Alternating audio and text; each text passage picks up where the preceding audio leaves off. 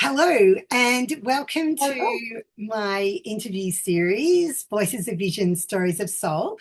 My name is Catherine Toomey, and I've just put together uh, some people that I know that basically inspire me, people that are have a lot of warmth, have a lot of generosity, and I just see them doing things in the community that I just think are really amazing. And so it's just really great, and I feel so honoured to just enjoy talking with people and bringing them to you. Just before we do that, we'd just like to take a moment to show our respects to the Bunurong people, part of Eastern Kulin Nation. We show respects to all elders, past, present, and emerging.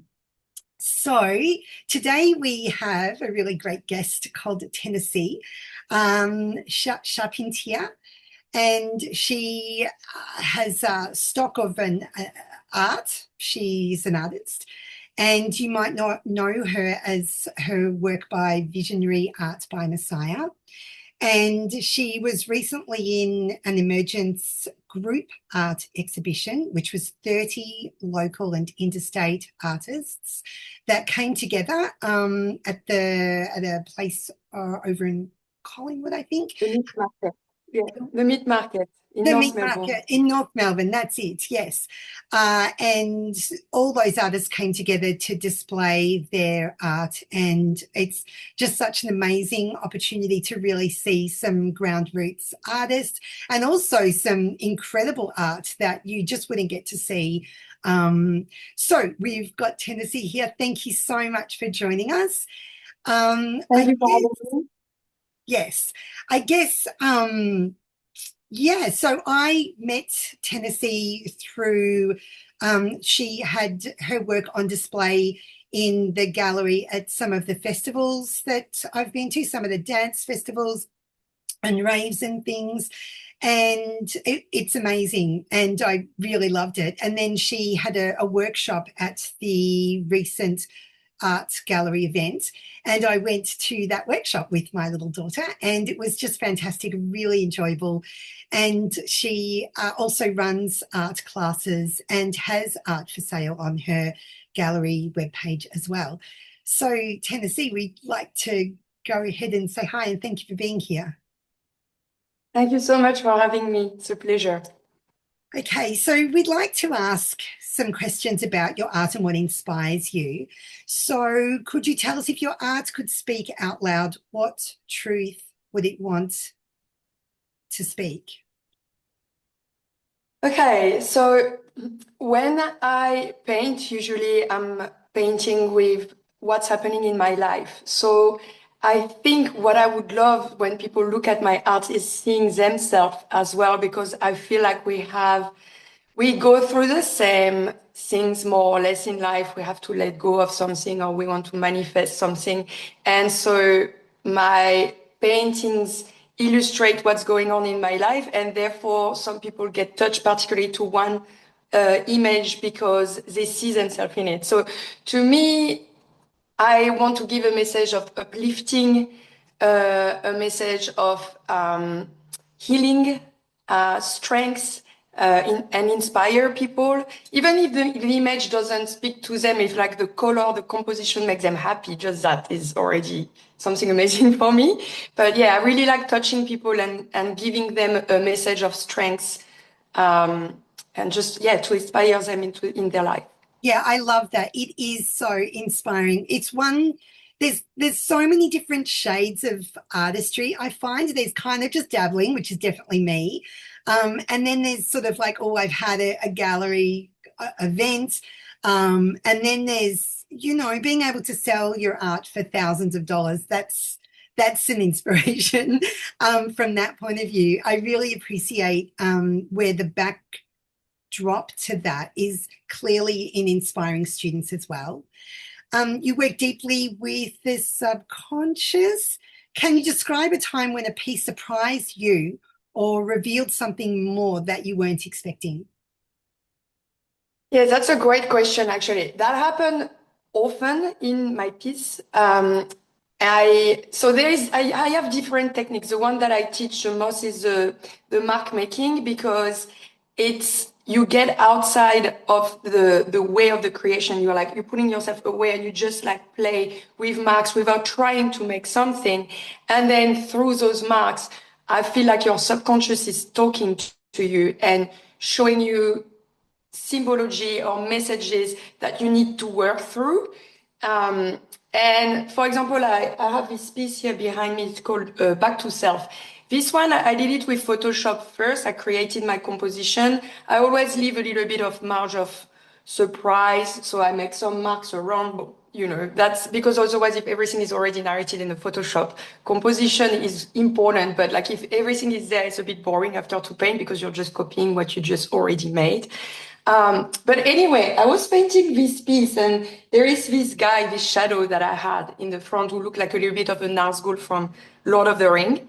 And as I was painting it, and that's absolutely not prompted in my Photoshop, I saw with the movement I was making with my brush, I started to sew and appear a mask. And I was like, wow, maybe I need to drop the mask. Maybe I need to be more authentic or. So that's those little message, like it's magical. It's art is always speaking to you. And I think those kind of little surprise that I like very much. Yeah. So I decided to paint it, but I could have said, nah, okay, cool, it's a mask, but no. But that's like, I don't know, it's like the universe is talking to you through. It's like, add this, why not? So yeah, I think that's Yeah. magical. I love how you make it sound so expansive. You make me excited. You make me just want to go and get a canvas and just kind of do some scroll on it, see if my subconscious speaks to me, and then just go from there. Yeah, I absolutely. really could you just before we go any further, I'd really like you to explain what kind of art you would describe your art as, because well, I see a lot of different types of like wallpaper arts, and there's wallpaper arts that you can buy online. There's so many different, like the red bubble kind of, that kind of big cartoony art, or but I mean, obviously I haven't studied that myself, but I know that there's different types of categories. How would you describe your style of art? Well, I'm called visionary art by Messiah. So obviously visionary art, which is Love to it. me the art of painting the invisible, so the energy lines and stuff like that. However, in my art, I feel as well there is a lot of surreal. So I feel like it's surreal slash visionary. So it's like a dreamscape. It's painting what it's not really real. Like this can't really exist in the real world. I wish it would be great Yeah. because it would be even more magical. But so that's why it's a mix between surreal and visionary, I would say. I That's how would I would say describe that. I would say magical. Definitely, that's definitely a good use of the word. Many artists talk about where their inspiration comes from. Do you feel your images come from the mind, the body, or the spirit? And do you consciously choose? Um, I would say maybe a little bit of each, but with more of the spirit. The mind, because obviously you need to think about what you want to say and you need to think about composition, color. So that's for me, that's more the mind. The body would be like the mark making, the movement, the fluidity, the let go, the not trying to control, but just play with the movement and the energy. But to me, the one that I like the most is like the spirit, the subconscious. Like I was saying just before, if like you remove yourself from the creative path, the control of everything, that's where true magic happen, for me at least. And so I would say there's a lot of that. For example, when I create my piece, like I say, I had the Photoshop. I do the Photoshop or I do some marks. It depends. Sometimes I just merge both. But even when I do the Photoshop and I pick up images here and there to create my own image, at the base, I'm thinking more of the mind. Like I want to make something beautiful, well composed, and that's more the idea there. And then as I do it and it's finished, I'm like, wow, oh my God, this is what that means. Yeah. So I have that spirit talking through, or the subconscious talking through. So yeah, that would be my answer to that question. Yeah, I really like that idea, because I think that only someone who's not that understanding of art really thinks of that as a question, because you really are using your mind, body, and spirit in any Yeah. kind of art, because it's always coming from the heart normally. That's the idea. Is there any recurring or any symbology, any kind of recurring pattern in images in your art, do you find? Yes, absolutely. Actually, it's funny because 10 years ago, so 2016, just to give you a little bit of a background very quickly, but so I have a master degree in graphic design. I graduated in Paris in 2008 from ESSAC Penningen. So that's where I come from, my Photoshop. And then I'm more like, I was more like a graphic designer. And then when I came to Australia, I started to go to the festival and discover visionary art. I never heard of that before. And when I look at it, I was like, wow, it's really calling my name. But I didn't wanted to spend the time to paint it because I was like, gosh, it takes commitment. It's long. You're sitting in front of the easel for hours trying to make a beautiful imagery, right? So I was like, nah, I'm just going to do abstract art. It's quick. It's not easy because you need to do good composition and color. You need to be dynamic. You need to have texture and stuff like that. But 10 years ago, I fell in love with someone and I was like, oh, I feel like I'm not going to do abstract. I'm going to make something more figurative. So I started to spray can a big canvas in blue, and the spray can the paint dripped down, and I let it dry. And then I flipped it the other side, and I played the game of what can I see, which is kind of what I teach with the mark making techniques. And I saw trees, I saw columns, and that was 10 years ago. Then for 2 years I didn't paint, and then I started to do a workshop with Chris Dyer and Adam Scott Miller. And that's where I started to be okay. Like I'm going to commit. I'm going to start to really learn techniques and being better at it. And when I came in 2019, I did another workshop with C.T. Nelson.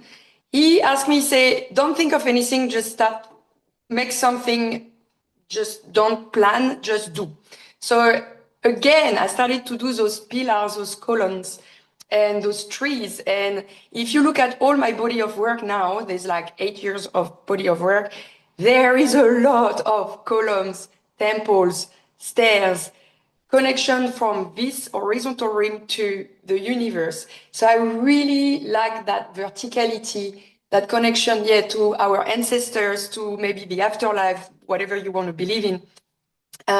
So yeah, I think that's my recurring symbolization. It's always temple, columns, stair, anything going up, basically. Anything vertical, Yeah. love it.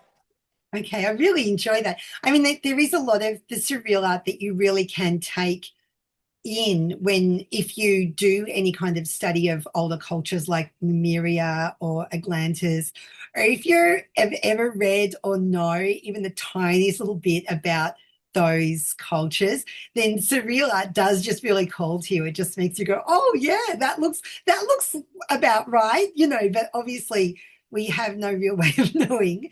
But I really love the expression of the artists that can manage to bring those sorts of places to real life. I really enjoy that. Do you have? I know you mentioned a personal teacher. Do you have, like, are there people that inspire you? Are there people that give you grounding?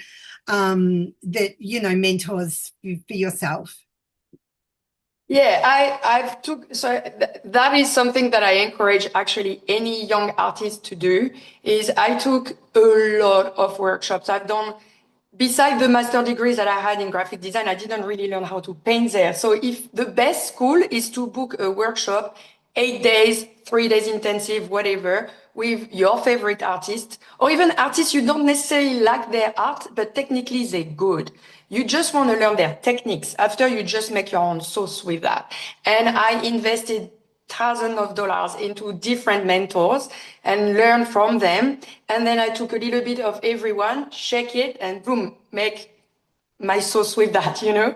But so that's why I mix my Photoshop background with the graphic design, but also all the techniques that I've learned. So yeah, I'm inspired by a lot of different artists. I'm also inspired by what's happening in my life. That's my biggest inspiration, actually. It's like my pain and suffering, my manifestation of what I want to achieve, or when I'm asking myself a question, a main question, you know, like when you are like in your life and it's like a big crossroad and you have to take a major decision, then you create a piece around that. And I feel like when I sign the piece, I have an answer. So art is my biggest teacher. I learned so much by painting. Yeah, I love that. Practicing, yeah. How important do you think the symbology is to you in your art? Do you feel like it speaks to you and guides you, tells you to keep going, tells you can do it, you can do this one? Is it hard to get inspired? Mm. Oh, not to me. Actually, I cover that in my workshop. Like, we have resistance, procrastination.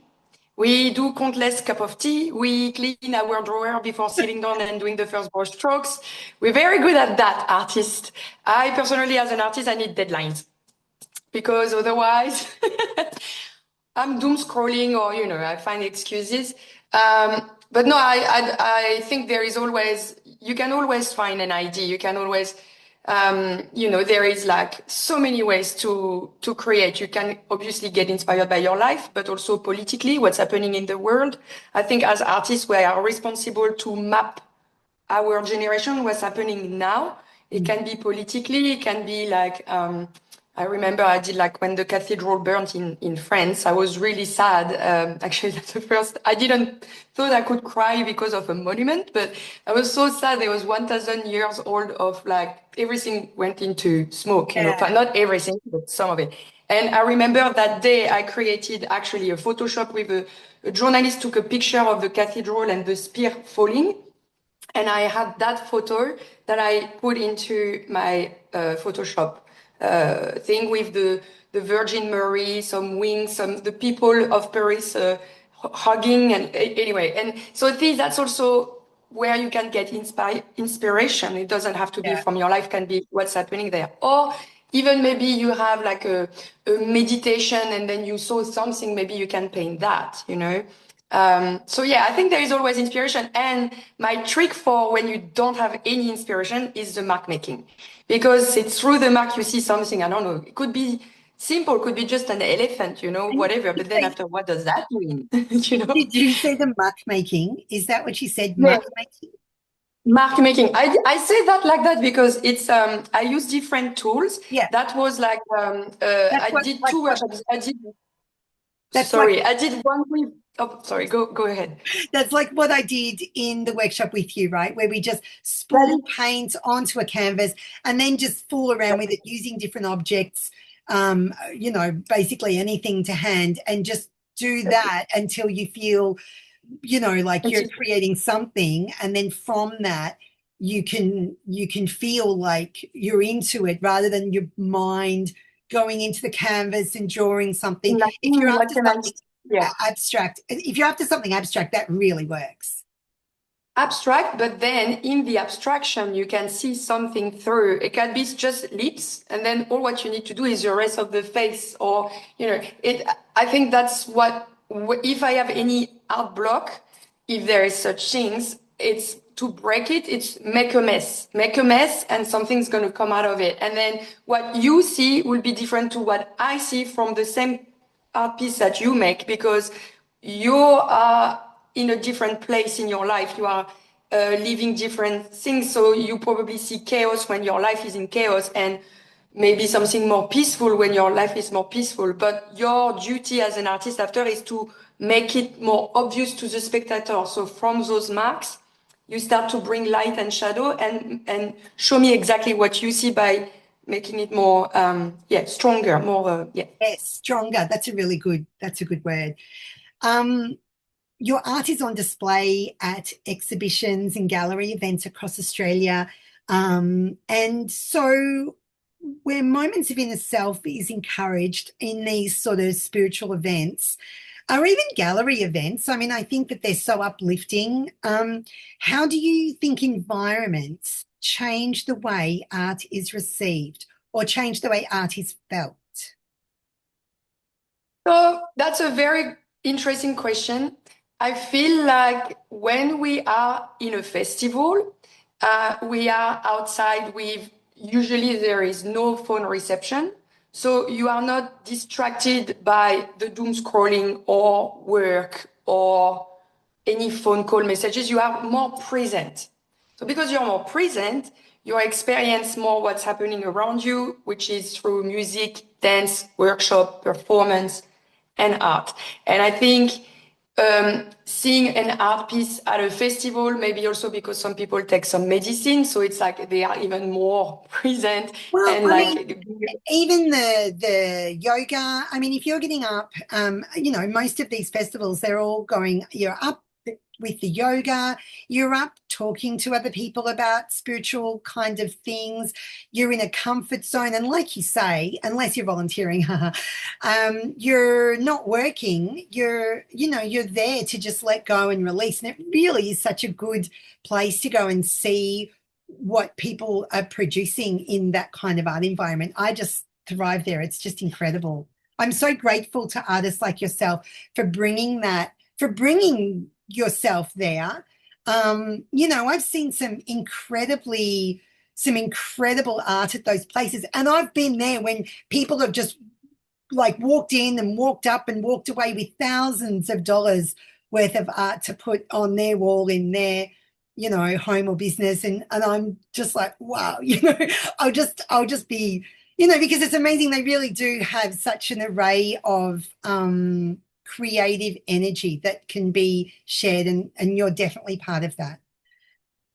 And a little bit also outside of what you would see in the city, I found sad that there is not so much museum who represent visionary art and surreal in the city. It's this type of art is niche. It feels like it's going more into you can see that more into festival.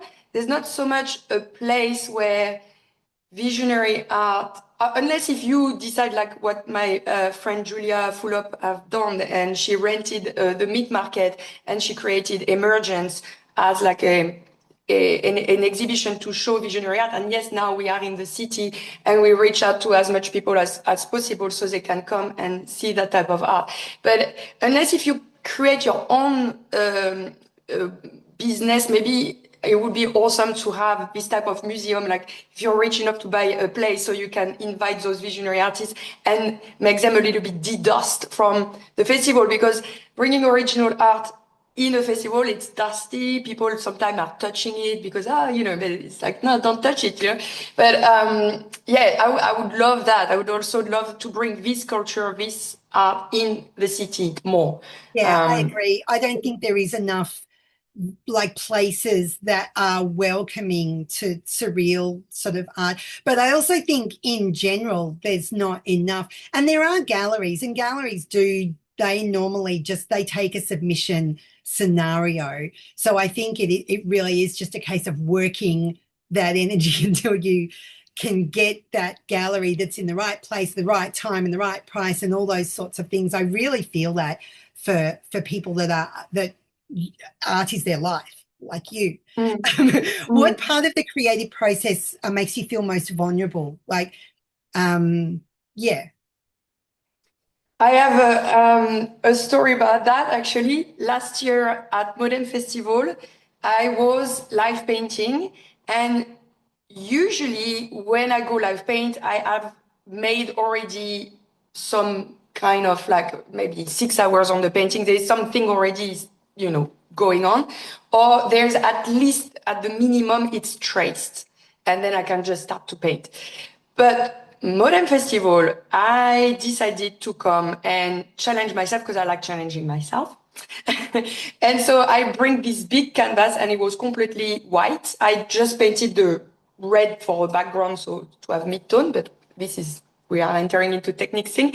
It's more like I arrive with nothing, right? Just like a flat red canvas. And then there's people watching you right there behind, like looking at, how you do things, and you're like, in your head, you're like, don't miss, like, just make it good, like you have to to do it. You know, you've got a reputation. People see what you're doing. So you need to be good from the get-go. But no, you're not good from the get-go. It's trial and error. And so I think for me, the more vulnerable time is when I start a painting, because I want to have it looking already amazing, but it's not going to look amazing. You need to take the time and trust the process. And while I was at Modem, I started this piece and it was 6 p.m. and I was like, I am not going to bed until this doesn't look at least good enough for me to be like, okay, this is Tennessee, this is art. It's okay now, you can go. But it took me, I started to work on it at 6 p.m. and went to bed at 3 a.m. And I was like, okay, the guy now looks good. It doesn't look too naive, so I can go to bed. It's fine. But that's vulnerability. It's like when you live paint something completely virgin in front of everyone, and you have to have the proportion right and the brushstroke right, and you need to look good. But meanwhile, I've got in my head, I remember I was painting, I was so negative. I was like, this is not good. You're an imposter, da, da, da. And people was like behind, are like, wow, that looks good. I'm like, no, it doesn't, you know, but at some point it does. And then you're reassured. But that would be my most vulnerable part, is painting when it's white and everybody's looking at me. That's I think vulnerable. I think it is the everyone looking at you. I remember being in New Zealand, like I don't know, 10 or 15 years ago, and I decided to go and buy a canvas and some paints and sit there with my brushes painting. Down in Greymouth, there's a clock tower there. And so I'm like in the, early morning, like 5 o'clock in the morning, I'm like down there. Don't know what possessed me to do that, but I just thought, let's do that. And so I'm there and I was quite happy with how it turned out. I must say, for me, it was its standard, it was okay. But when the people started to gather around, I was like, oh my gosh, like, look at me. It was just the complete opposite. But it is such a good experience when you are like when you're experiencing your own journey of art, and then you're also in the same way inspiring others, I guess, in a much more low-key way. But yeah, I can see that the sketching, the canvas, the sketching, the painting, the people, and then the perfectionism sort of sets in. Especially the people, because at least if you're home and you start alone, it's just you, and Well, it's okay. I think that you're amazing. My next question was, what is the biggest myth that you can dispel for someone who has fear and anxiety, so new students, for someone who's looking into their inner artist? But I think you've really said it by just saying you've got to start, and you do need to have someone, you need a mentor.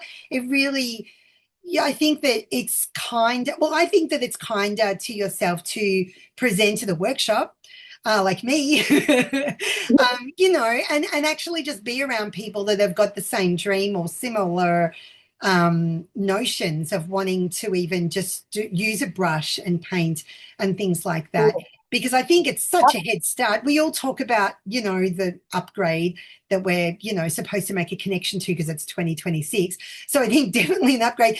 Don't just go and buy a piece of paper and some paints. Like really go and take some time to find a teacher. Yeah. I would say one thing is like, so it's a sentence that every art teacher says, like, trust the process. So when you start and you don't like it, spend enough time into the canvas, and then you'll see there will be progress.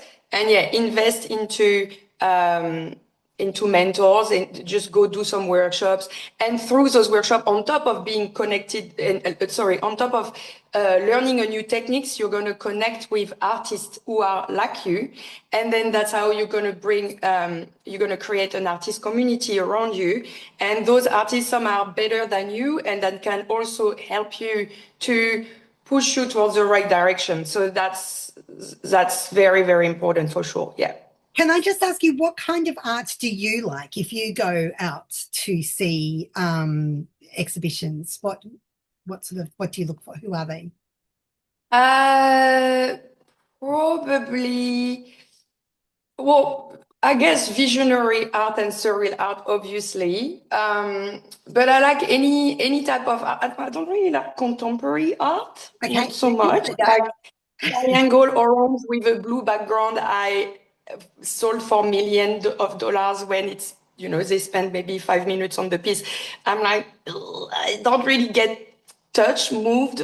I don't really receive a message from that. Yeah.